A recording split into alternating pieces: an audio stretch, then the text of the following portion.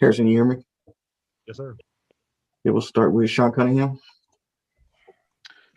Hey, Harrison. I know, defensive efforts have been tough for you guys all season long, and tonight wasn't great. But how much do you think, I don't want to make excuses for you, but how much do you think the past 24 hours and kind of what you guys went through may have played a role? I think the biggest thing right now for us is we didn't execute the game plan. We can talk about a lot of different things that happened before the game, that happened during the game, but the reality is that we had a game plan. We didn't execute that, and until we do that, I don't think it's fair to try to say what other things influence the game. James Ham. Yeah, Harrison, on the defensive end, you guys you looked lost. You allowed a team that is the worst offensive team in the league to drop 140 on you. What is it that you're seeing, just the disconnect? Because watching it on the screen, it clearly looks like you guys just aren't on the same page. Like I said, I mean, we had a game plan coming into the game and we didn't execute it. So, we started, changing coverages on the fly, try to do different things to get stops. I mean, we have one coverage, weren't getting stops. We have other coverage, not getting stops. So, at some point, it simply just comes down to stopping the guy who's in front of you, regardless of who it is, closing out, getting the rebound, closing out, getting a loose ball. I mean, those are basic defensive principles that we're not doing right now, and that's why we're on this losing streak. Jason Jones. Hey, Harrison, I think even when you arrived and before, we've talked about game plan discipline, attention to detail, all those type of things that you need to win in the NBA. Just how frustrated are you that we're 30 plus games in and you're still talking about executing the game plan as opposed to, in these losses? I mean, the reality is if we don't execute a game plan, we're not going to win a game unless we have just an all-time performance. I mean, you just can't allow teams to put 140 on you, to have 50 plus points off the bench. The coaches, our staff, take time to, come up with a game plan. And if we execute that and that's not working, then we can go to something else. But if we don't execute that, then it's gonna be a long night for us. Go to Jason Anderson. Hey, HB. I have two questions, if that's okay. Firstly, on the game plan, is the game plan sound? Is it something you guys should be able to execute, or is there some reason you guys are not, physically or mentally capable of doing that as a group? No, we're capable to do it.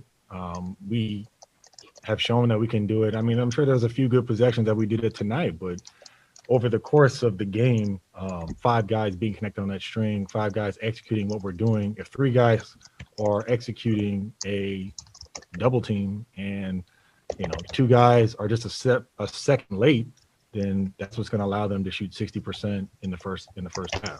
If we're supposed to load up in transition and we run to our man, then that's going to allow them to get wide open layups in transition and things like that. Okay.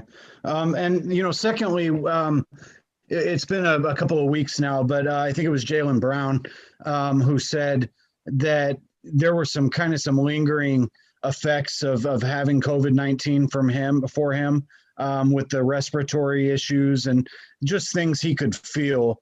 Have you heard that anecdotally from, guys around the league, let's just say? Is that a real thing that some of you guys have had to deal with?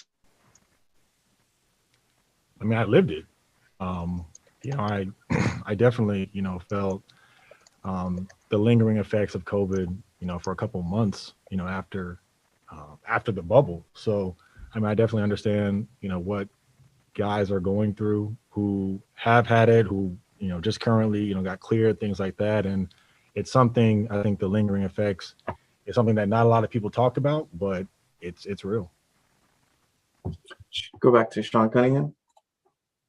Harrison, just do you guys feel that?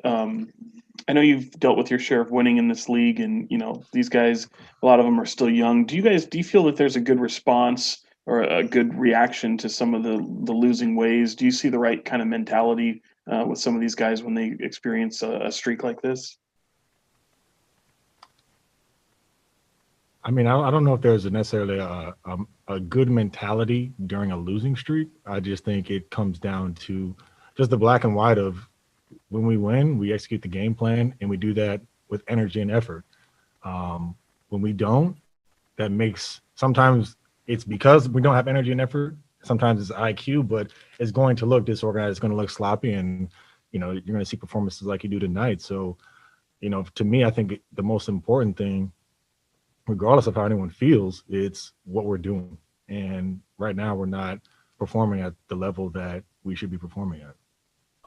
All right, last one, Denny Gorman. Harrison, when you talk about, I guess, energy and effort, do you feel like that wasn't there tonight? And has it not been there throughout the entire road trip? This entire 9-game stretch, rather? No, I mean, I think it's more IQ based. We have energy. I mean, you can see that on the offensive end. I mean, we have no problem running up and down the floor, doing all that type of stuff. But it's how smart are we playing defensively on our rotations? How locked in are we to that? And our communication, are we talking, or does one guy think the big is in a drop and then the big is up, thinking he's in a switch or a blitz, and then the roller is getting a wide open layup? So there's all these different things that are going on, but we just have to play the game within the game better. And like I said, execute the game plan. Okay. Thank you, HB. Good to go.